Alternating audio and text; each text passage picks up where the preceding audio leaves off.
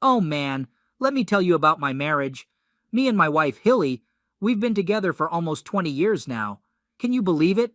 Our anniversary's coming up real soon, on December 10th. And let me tell you, I wouldn't change a thing about our life together. Sure, we've had our share of fights, but the making up? Oh, it was always so worth it. That's just how we rolled. Now, there was this one rough patch early on, like in our second year together. But other than that, smooth sailing. We tied the knot young, me at 20 and Hilly at just 18. We had known each other since we were kids, living right around the corner from each other. My older brother Bob had married Hilly's sister, Pam, a year earlier, so it felt like the natural next step for us. The challenge was that Bob and Pam had a baby within the first year of marriage, but we weren't so lucky. We went through tests, even though the doctors advised us not to stress and let things happen naturally.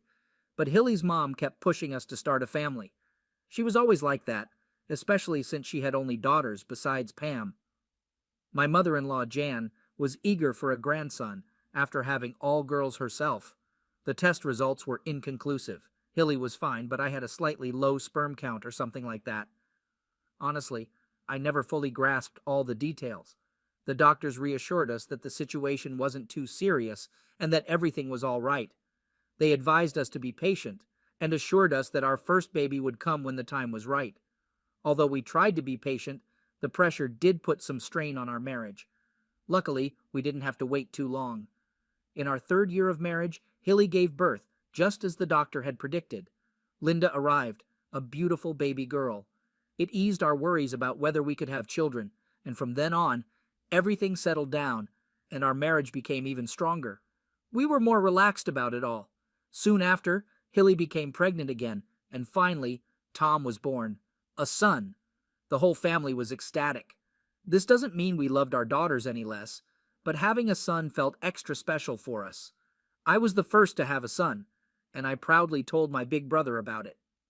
He just smiled and told me to give him time.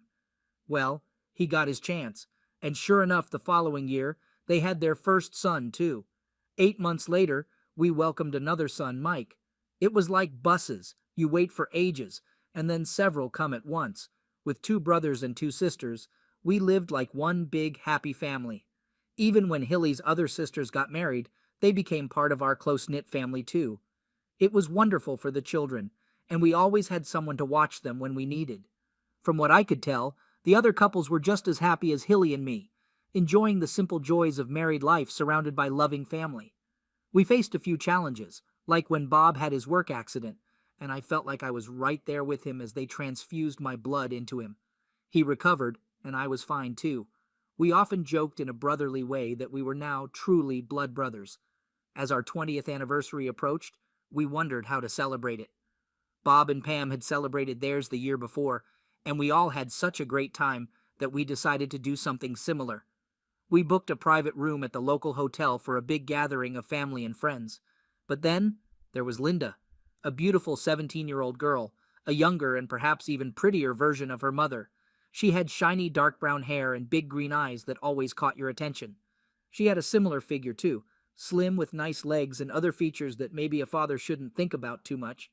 She naturally had a string of boyfriends, and the house always seemed to have one of them around, but she was level-headed, so we just rolled with it.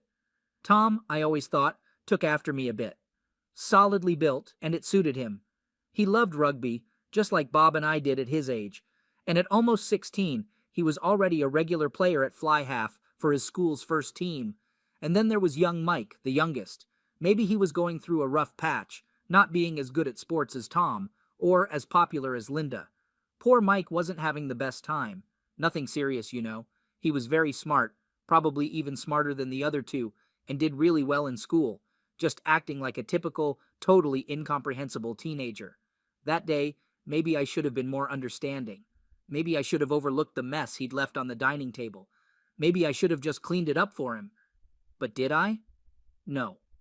You're not going out until you've cleaned up that mess, Mike, I told him firmly. I'll do it later, he replied, sulking. You'll do it now, Mike, I said firmly. Why are you always singling me out?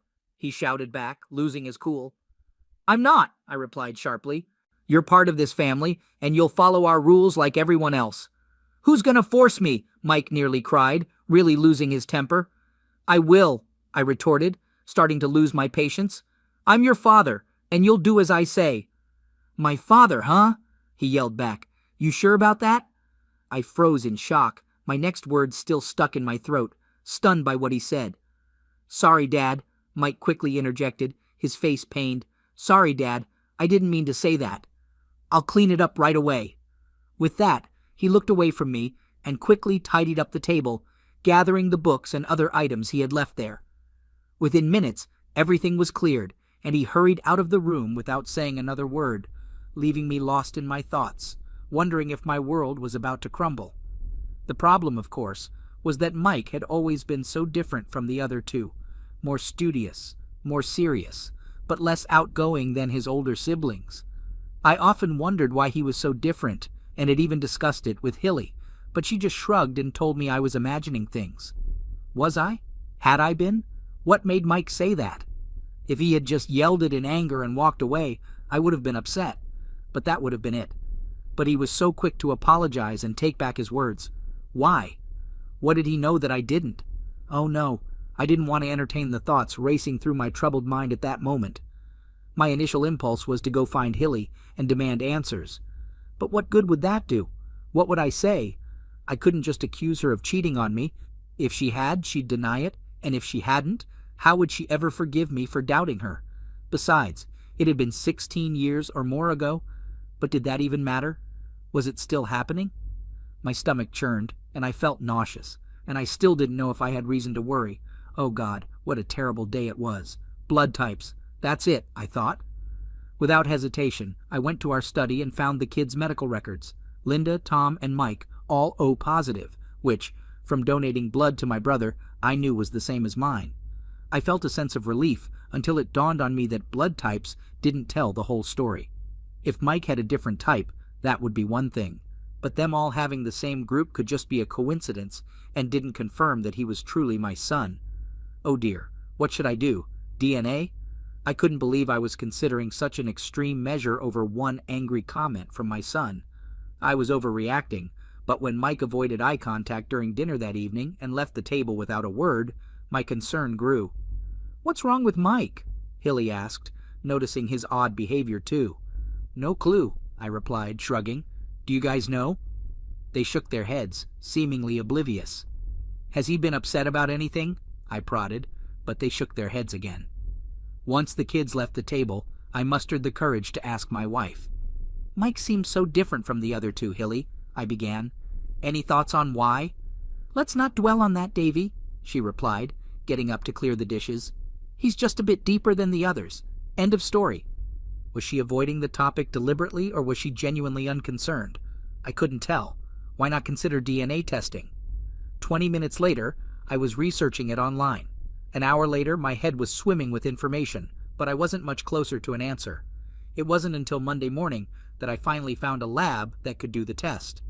It took me nearly an hour, and my secretary could have probably done it much quicker. But how do you explain to your secretary why you need a lab test? Exactly. That's why I did it myself. The lab could do it, no problem. But it was expensive, especially if I wanted the results back quickly. But I had to know before I risked ruining my marriage. When I explained I needed to know before risking my marriage, they suggested I send samples from all 3 kids to cross-check, along with one of my own. Ever tried getting a hair from your grown-up kids? Not easy, I'll tell you. And with Mike avoiding me whenever possible, it was the hardest of all. But I managed it, sent them off, and waited. Now all I could do was wait to find out if Mike was really my son. Over the next week, Mike seemed to calm down, probably relieved I hadn't brought up his outburst. We almost reached a point where I felt I could gently talk to him about it, but I thought it best to wait for the results, now that I had gone down this path. My wife, of course, continued to be her usual loving self, and nothing else changed in our daily routine.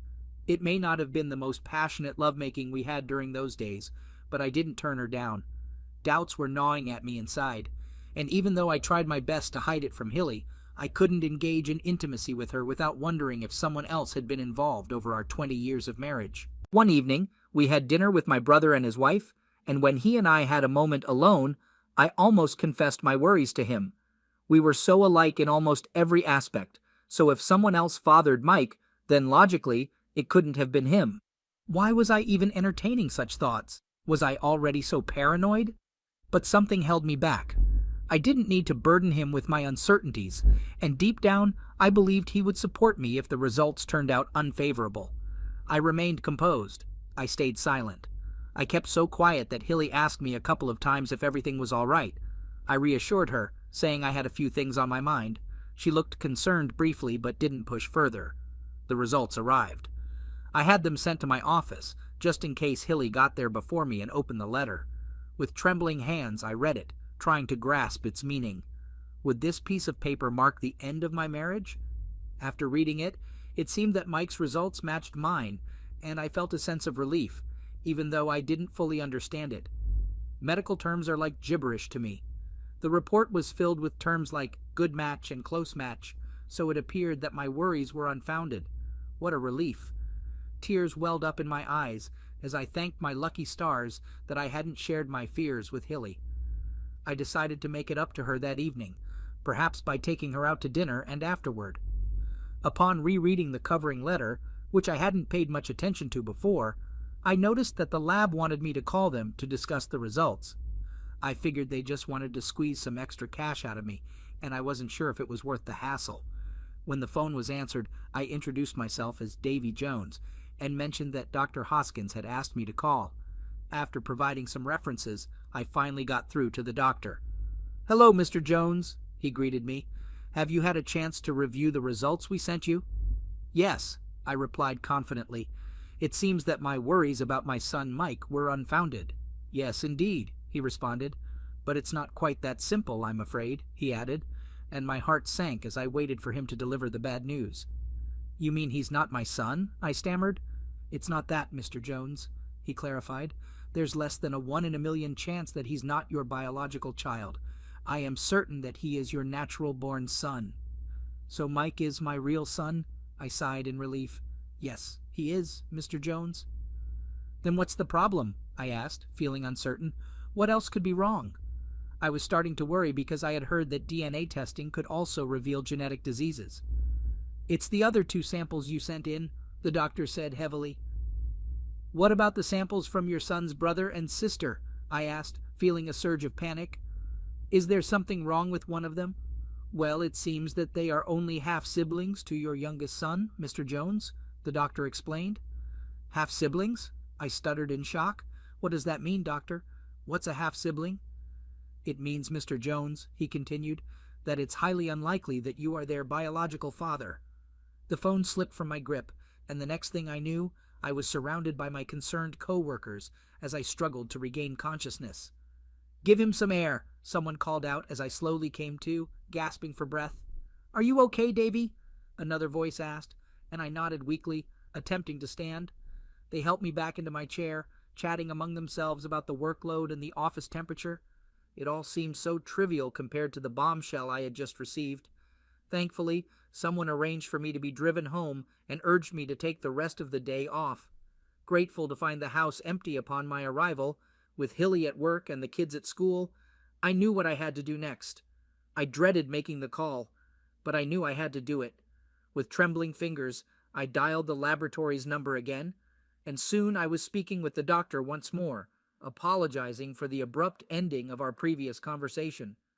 "No worries, Mr. Jones," he reassured me. "Our postal service can be tricky to navigate at times." I assured him that I understood, and he patiently reviewed the test results with me once more. "Mike is definitely your son," he confirmed, "but Linda and Tom are unlikely to be your biological children."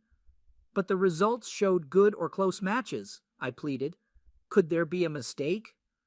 "If we had only 1 sample, we might request another for verification," he explained. "But with 2 samples, the likelihood is nearly certain. While Linda and Tom are full siblings, it's improbable that you're their father." "But you said the matches were close," I insisted, clinging to a glimmer of hope. "What does that mean?" "Do you have a twin or a brother, Mr. Jones?"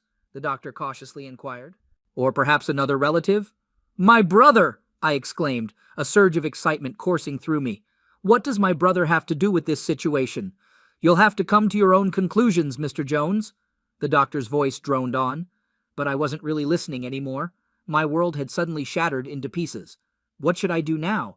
End my marriage? Sever my lifelong bond with my brother? You can't choose your family after all.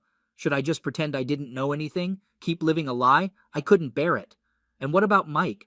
He knew something was wrong, but he had the wrong idea. From now on, I'd see my son in a different way, but I couldn't love Linda and Tom any less. They were my kids, no matter whose genes they carried, and no piece of paper could change that. But what about Hilly? That was the real question. What about that witch? And my jerk of a brother, too. And Pam, my sister-in-law. How would they react to the news? How would the rest of the family handle it? So many questions were swirling in my head. Oh God, this was all so complicated, and I didn't feel ready to deal with it. I vaguely remember stepping out of the front door and starting to walk down the street, but the next thing I knew, I was waking up in the hospital with bandages all over my arms. I had stumbled in front of a car while completely wasted, but I didn't remember any of that at the time. Davy, are you all right? I turned to see who had asked, but it hurt. It hurt like crazy. Then I recognized the voice and realized it was my ex-wife speaking to me. Not really. Not yet anyway, I replied. She was still my wife. I didn't say much, couldn't find the right words. What was I supposed to say? Hey, honey, just found out 2 of our kids aren't mine, and you've been messing around with my brother. How was your day? What's for dinner? Yeah, that didn't sound quite right, did it? Anyway, it turned out my injuries weren't too serious, and they sent me home the next day.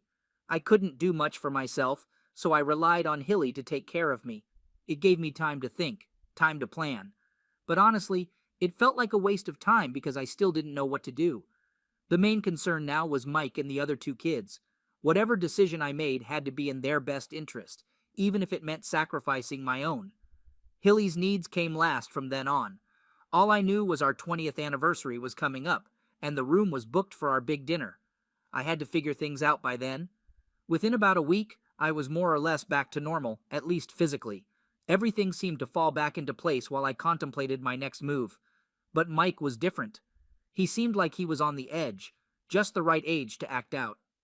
You should talk to him, Davy, Hilly said one evening. I don't know what's bothering him. He doesn't seem to want to talk to me anymore. I'll have a chat with him, I promised. Any idea what's going on with him? She asked me. I've got a few ideas, I said shortly. Want to talk about them, Davy? She asked.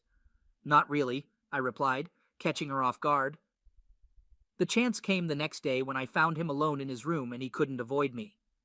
Want to talk about what's bothering you, son? I began gently. He just shook his head, not wanting to open up.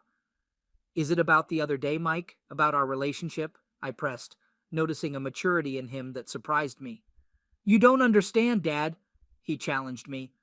I might know more than you think, son, I countered, trying to keep a smile on my face. Then why don't you do something about it, Dad? He pushed back. Why do you let them get away with it? Wait, this wasn't going the way I expected. It seemed like we were talking about something else entirely. Get away with what, son? I asked, confused. You really don't know, Dad, he repeated. Apparently not, son, I admitted. It's Mom and Uncle Tim, Dad, he whispered. When you're at work, once a month or so, it's so embarrassing. Uncle Tim, darn it, I muttered under my breath. Tim wasn't Hilly's husband. He was married to another one of Hilly's sisters. Oh, that, I mumbled pathetically, unable to think of anything else to say. They've been doing it for years, Dad, my son informed me solemnly. Linda thinks I'm Tim's son, not yours. With that, he broke down in tears, and I wrapped my arms around him to comfort him. It had been a long time since I'd done that, and I was surprised by how big and strong my little boy felt. I can guarantee you, Mike, I assured him, as I continued to hold him. You are my son in every way, not Tim's. How do you know, Dad? He sobbed. How can you be sure? I'm sure, son, I told him confidently. Believe me, I'm sure. We talked for a while longer, and without revealing too much, I managed to convince him of his true parentage. It was like a weight being lifted off his shoulders. However, my brother's involvement as the father of Linda and Tom was not mentioned, revealing that my supposedly perfect family was not as content as I had thought. Both Linda and Tom were aware of their mother's affair with their uncle, but opted to ignore it, unsure of how to address the situation. It was a terrible position to put them in. As for Tim, he was the youngest of the 4 sisters, and undoubtedly the most attractive. While Hilly had her charms, Tim's wife added another layer of complexity to my already strained marriage. A few days later, I took all 3 kids out for lunch and did the most challenging thing I've ever had to do. I disclosed everything I had discovered. Throughout the day, I anxiously awaited their reactions, fearing the worst. Surprisingly, they handled the news relatively well. Linda shed a few tears, and Tom sat with his head in his hands, clearly distraught. Despite their initial shock, all 3 expressed a desire to confront their mother immediately. However, I convinced them to hold off, as I needed to sort out a few things first. All 3 of them pledged their love and loyalty to me, and were close to cutting ties with Hilly for good. I managed to dissuade them from that, reminding them that despite her mistakes, she had always been a caring mother to them. I spoke about her in a way that didn't quite match my true feelings, especially after hearing the kids' revelations. According to them, Hilly, my supposedly loving wife, had been involved in some kind of relationship with her brother-in-law Tim for a while. However, it probably wasn't long enough for him to be Mike's father. The once-a-month claim might have been an exaggeration too, but none of us were certain. One thing was clear, though. The kids felt relieved to finally share their burden, and all 3 of them shed tears. Yes, even Tom joined in as we gathered together that evening. Let me correct that last statement. All 4 of us shed tears. I craved revenge, but I had to find a way to seek it without causing pain to my children. And yes, I chose my words carefully. I meant it when I said I needed revenge. I meant it for him, and yes, I meant it for my children. I pondered for a while, but couldn't come up with a grand scheme for revenge. It seemed like a direct confrontation was my only option. Luckily, I had the upcoming event to do just that, the 10th of December. Our family had gathered, as families do. With my parents gone, Bob and I were among the older ones. That night, 39 of us sat down for the celebratory dinner, mainly Hilly's side of the family, along with some of our mutual friends. They said the meal was good, but for me, it might as well have been cardboard and dishwater. Then came the speeches. Here we go, I thought. Was it the end? Or perhaps just the beginning? I was sweating buckets and trying to calm my nerves with deep breaths. What I had to do wouldn't be easy, but it had to be done. "Welcome, everyone," I began, starting with some small talk. Then I steered the conversation towards celebrating 20 years of marriage with my wife, Hilly. But there were some very interesting and personal things about our marriage that I needed to share with everyone. And that's where things were about to get interesting. Laughter filled the room, and there were a few jokes about our bed life. Hilly blushed, thinking it was all in good fun, but little did they know how mistaken they were. As the laughter settled, Linda stood up abruptly, followed by Tom and then Mike, without a word to anyone. The whole table watched, bewildered and curious about what was going on. "Come back here, all 3 of you," Hilly exclaimed, jumping up. "Don't be disrespectful to your father." Only Tom glanced back at his mother with a sad shake of his head before joining his siblings outside. "David," Hilly called to me, desperate for me to intervene. "Do something. Tell them to come back right now." "It's all right, dear," I responded firmly. "They already know what I'm going to say, and since it concerns them, maybe it's best they're not here." Hilly looked shocked at my response, first surprised by my defiance, then worried as she tried to understand my motives. "Sit down, Hilly," I commanded firmly, my tone leaving no room for argument. "As I was saying," I continued, scanning the faces around me, "I've had 20 years of what I thought was a perfect marriage until a few weeks ago." I paused for effect, feeling the tension in the air. Some looked puzzled, others still wore smiles, expecting a joke, but many seemed concerned, surprising me. "Imagine my shock," I went on when no one spoke up, "to discover that Linda, my beloved daughter, is not biologically mine." Hilly couldn't hold back her sobs, her hands covering her face, breaking the silence. "Would you like to tell everyone who Linda's real father is, Hilly?" I asked, but she remained silent, only her crying disrupting the quiet. "Fine then," I pressed on.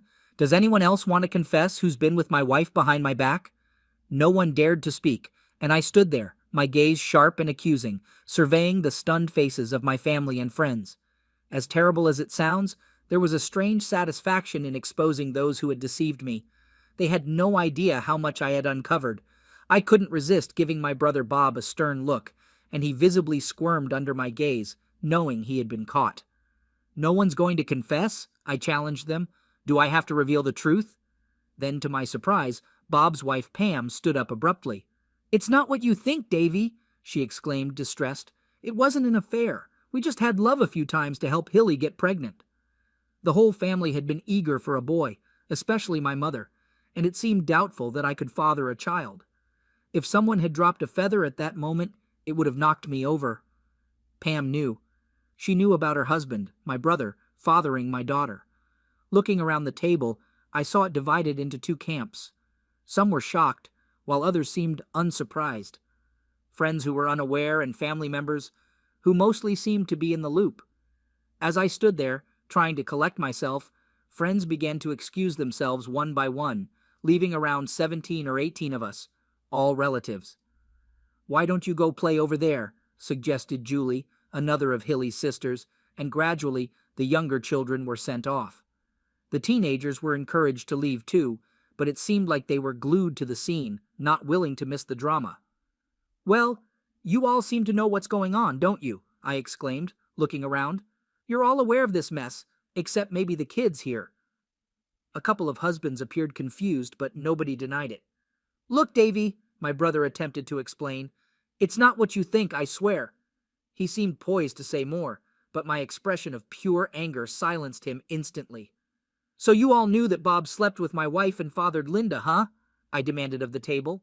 Nobody admitted it outright, but again, nobody denied it. I swear it was just 3 times, Davy, Pam defended herself, her voice rising. Whose ridiculous idea was this anyway? I shouted angrily, my frustration growing. Once again, nobody dared to speak, but too many eyes shifted towards Jan, my mother-in-law. I should have known, I muttered, acknowledging her role. Thanks a lot, Mom, I said to her with a heavy heart. Your desperation for a son has shattered my marriage. No, Hilly finally intervened, her voice trembling. Please, Davy, don't say that. I can't imagine life without you. Can't you find it in your heart to forgive one mistake? One mistake? I echoed incredulously. Just one mistake? Yes, honey, Hilly pleaded tearfully. It was only that one time. It seems so foolish now, but back then, Mom's plan made sense. And what about Tom? I pressed her, my tone firm. Well, he's yours, of course, Davy, she assured me. Wrong, I corrected her sternly. I've had a DNA test done, and his father is the same man as Linda's. The atmosphere in the room shifted instantly. What are you saying, David? Pam exclaimed in shock. You heard me, Pam, I confirmed, not backing down. If my dear brother there is Linda's father, then he's also Tom's father. Silence hung heavily in the air as this revelation sunk in. You scoundrel, Bob, Pam snapped at her husband, her voice trembling with anger. You promised me this wouldn't happen. And then you went off and slept with that woman again, Bob muttered, avoiding eye contact, clearly regretting his actions. And you traitor, Pam yelled at Hilly, her voice seething with anger. I agreed to let you have my husband just that one time, and then you continue sleeping with him. With that, she marched 3 steps towards her sister and slapped Hilly hard across the face. You deceitful cow, she spat, striking Hilly repeatedly until someone intervened and pulled her away. Tears streamed down Pam's face as she was restrained. Are you satisfied, Mom? I demanded, glaring at Jan, but she remained expressionless. So who else has been betraying me? I challenged the room, locking eyes with Tim, who sat across from me. You scoundrel! Julie screamed beside me, shocking me with her outburst. It's true what they said. You did sleep with her that night at the party. Confusion filled the air as Julie turned to her husband Ted, who sheepishly admitted to the accusation. And you, my dear sister, Julie turned her fury towards Hilly, have you slept with all your brother-in-laws, you shameless woman? Well, she certainly had her way with Tim over there, I interjected, a sense of satisfaction creeping in. Tim's feeble attempts to deny the accusations only fueled the chaos, leading to Julie delivering a swift blow to his nose. Don't bother coming home tonight, she yelled at him. In fact, don't ever come back. Pam unleashed her fury on Bob. I'm divorcing you, and I never want to lay eyes on you again. The 3 upset sisters linked arms and headed for the door. You're no sister of ours, they yelled back at Hilly as they stormed out. Feeling pleased now, Jan? I confronted my mother-in-law. But she remained stoic, staring straight ahead as Hilly continued to cry into her arms. Finally, my father-in-law Alf spoke up. I'm sorry, Davy, Alf, he began, his voice heavy with regret. If only I had known. He trailed off, unable to find the right words, but he was the only one who made any attempt at an apology. Then, Brother Bob approached me, his hands outstretched, a look of profound shame on his face. "David," he stammered. "David, what can I say?" "Nothing, you scoundrel," I retorted, my words lacking real force. I swung at him, catching him on the chin with little strength behind it. Yet the timing was perfect, and he stumbled backward, tripping over a chair and landing sprawled on the floor, making no effort to rise. That seemed to mark the end of the festivities, as the atmosphere soured, draining the fun out of the evening. Hilly didn't return home that night, and after grabbing a few things, she never returned. The kids were adamant about not speaking to her for a while, despite my own feelings of hatred towards her. However, I had to prioritize the well-being of the kids. Eventually, they softened and allowed her back into their lives, but things were never the same. I remained dad, while she became more like a distant figure. The family was torn apart. Two of the sisters who left that night filed for divorces, leaving only Pam to stick with Bob. However, she gave him a rough time, believing in giving him a taste of his own medicine. Pam showed up a couple of nights later when the kids were out, and her intentions quickly became clear. Whether it was revenge or a way to get back at me, I never found out, but I certainly got my payback. There was no love or tenderness. We just engaged in a physical frenzy for hours. It felt strange, like being intimate with my wife, but different. Afterward, she thanked me and left. It was only months later that I discovered she had been doing the same with Bob's friends, one by one. Would their marriage survive this? I didn't have a clue, and honestly, it wasn't my concern, but I could imagine it being pretty rough for my brother. About 3 weeks later, one of my other sisters, the attractive one, gave me a call and asked me out for dinner. I agreed, and we went out, had a meal, chatted, flirted, kissed, and ended up in bed. However, this time it felt different. After the initial excitement, we shared a deeper connection, making love, reminiscent of the early days with Hilly. I couldn't fathom why Tim had strayed from his marriage, but it definitely wasn't due to any lack of desire for intimacy. Perhaps the sweetest twist was when Jan's long-suffering husband Alf had enough of her meddling. He bought a 40-foot yacht and spent the rest of his days sailing around Europe. It was quite convenient for me and the kids.